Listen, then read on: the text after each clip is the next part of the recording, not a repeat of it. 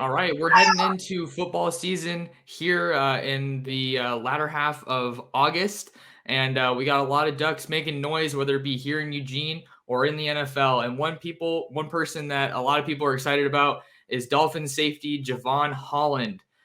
We got Alan Pupar of Sports Illustrated's All Dolphins on today, joining us to break things down.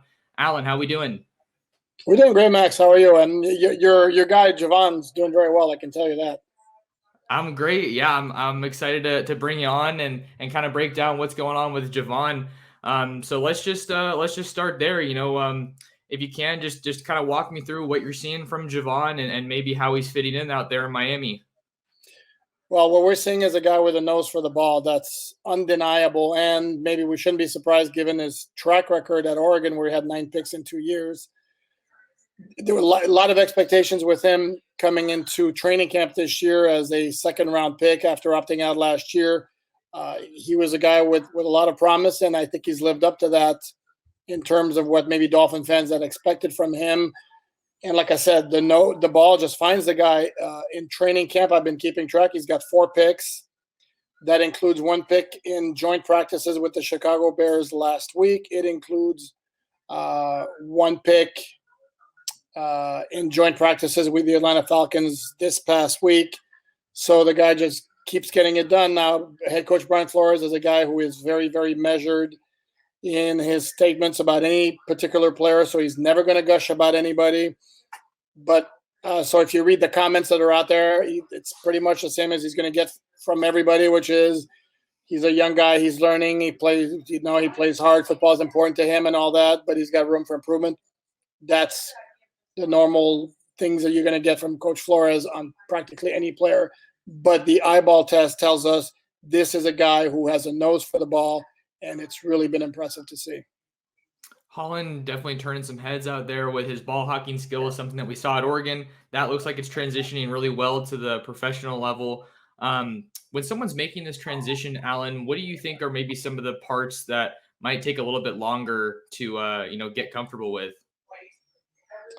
Well, the biggest thing, especially if you're going to play defense, the center field position for Brian Flores defense is communication and assignments.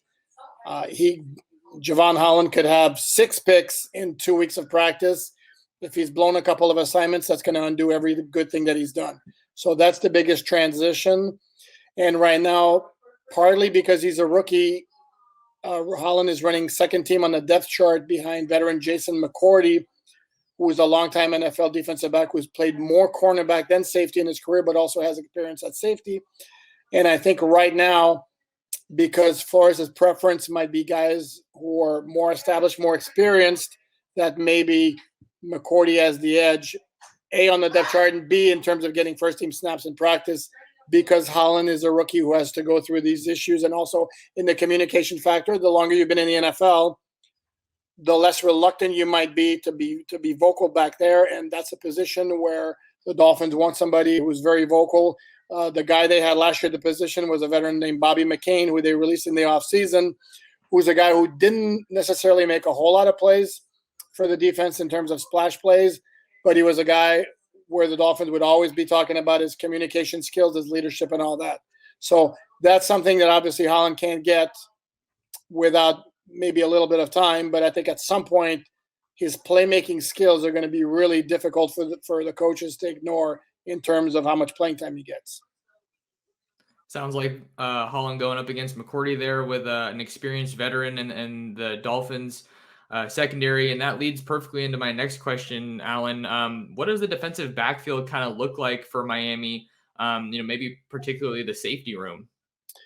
Yeah, well, if we're talking the backfield, the defensive backfield in general, it's among the better ones in the NFL because they have 3 really good starters in cornerbacks, Xavier Howard, Byron Jones, and then safety Eric Rowe, who's a former cornerback who they've begun utilizing mostly to cover tight ends, and he did a great job last year. There were 2 games that stood out where the tight ends had big numbers against him, but those 2 tight ends were Travis Kelce and Darren Waller, who just happened to be 2 of the probably top 3 tight ends in the NFL. And they got those numbers despite good coverage by Rowe.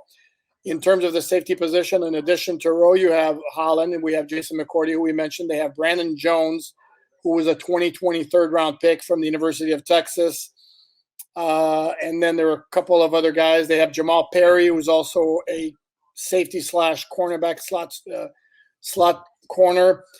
But the main guys would be the top four would be Rowe, McCourty, Holland, and Brandon Jones. And those are the guys who would figure to get most of the playing time. And Eric Rowe is clearly entrenched as one starter. And the big battle is on the other side, whether it's going to be McCourty or Holland. Okay, we got McCourty and Holland. And then just going off of that, this might be a little bit of a loaded question, but based on what you've seen, you obviously you're there in Miami, you have a good handle on this. What does Holland's path to playing time maybe look like for his rookie year? I'd be inclined to believe that he's going to get playing time because, again, the playmaking skills are absolutely undeniable. And this is a defense that thrived on takeaways last year. They led the NFL, I think it was 29 takeaways. Of course, Jevon Holland had 10 picks. That certainly helps. But they want to live off of that. And what they do is they like guys who can cover in the back end to allow them up front to play a lot of different games and drive opposing quarterbacks crazy, which is what they did to a couple of guys, including another former Oregon player, Justin Herbert, when the Chargers were at Hard Rock Stadium last year. They threw all types of looks at him and really confused him. And it was one of the poor games that he had, along with one against New England, which is coached by Bill Belichick, who is a longtime partner of Brian Flores. So you see a pattern there. So I think, again, going back to your question, Holland's playmaking skills are just too obvious for me to believe that he's not going to get significant playing time, whether he starts. I'm thinking, given Flores' preference for older guys, I think maybe Jason McCourty is going to be the starter week one. But this is a type of situation where I think Holland's going to get maybe as much playing time as McCourty does, if not more. And at some point in the regular season, I easily can see Holland getting into the starting lineup. So maybe kind of easing in here to start off his rookie season, and then maybe getting some more snaps as we go along. And then just kind of winding down here, Alan, kind of wanted to throw another future question at you. What are your maybe expectations for him in year one? What does a successful rookie year look like when all is said and done for Jevon? For me, and my definition, I think would be different than Brian Flores. I can tell you Brian Flores' number one goal for Jevon Holland is no blown assignments. That would clearly be his number one goal. That's kind of obvious. You don't want to give up a 60-yard touchdown pass because there's a defensive breakdown that you're responsible for. I'm a little bit more greedy. Again, given what I've seen and the fact that he had 9 picks in those 2 years at Oregon, yeah, I could see him getting 2-3 picks. And my other expectation is for him to get a lot of playing time and at some point displace Jason McCourty from the lineup, if indeed it's going to be McCourty who's going to be the starting safety opposite Eric Rowe. Looking for some solid play there out of Holland. Get his P's and Q's right. Be on the same page with his teammates as far as X's and O's go there. We'll have to see how things shake out for Holland. Certainly joining one of the most talented secondaries in the NFL, like you were saying. So that's going to help him learning from veteran guys, and it sounds like he's taking to it really well here heading into the season. Anything else you wanted to add about Jevon, or do you think that's important to know? Yeah, no, absolutely. There is something that needs to be added. Is he was a surprise scratch for the second preseason game against the Atlanta Falcons. He was at practice on Thursday, the last practice before the game. Didn't notice anything unusual happening to him in terms of an injury, but then he was among the scratches for the game. Head coach Brian Flores said after the game he's dealing with some type of issue.